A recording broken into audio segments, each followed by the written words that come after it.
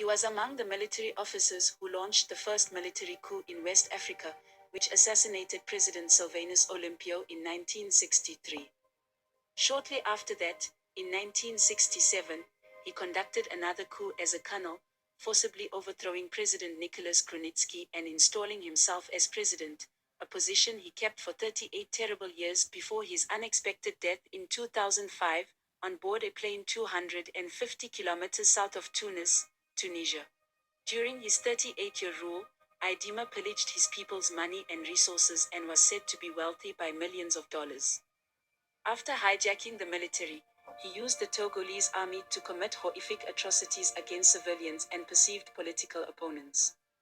One such incident occurred on January 30, 1993, when sections of the military went on an 8-hour rampage in Lomé, firing indiscriminately and killing at least 12 people. This episode prompted more than 300,000 Togolese to evacuate Lomé for Benin, Ghana, or the country's interior. Recall that Idima had hijacked the military, and so after his death in 2005, his son Faure was immediately installed as president with the backing of the military.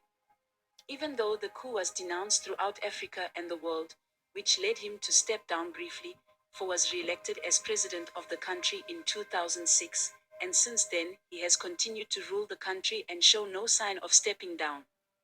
Every time the constitution is amended to allow him to continue to extend his rule, the last election held in 2020, in which he won, has extended his rule to 2030. The impact of totalitarian leadership has resulted in the deterioration of social amenities, greater poverty, and the government's incapacity to provide basic services to its people. While the Nyosingbe family and the country's political elite lived in luxury, the common man lived in appalling poverty. This whole situation has led to countless protests and demonstrations by the people of Togo. The biggest so far was in 2017, when hundreds of thousands of men, women, and children took to the streets to demand an end to the Nyosingbe dynasty.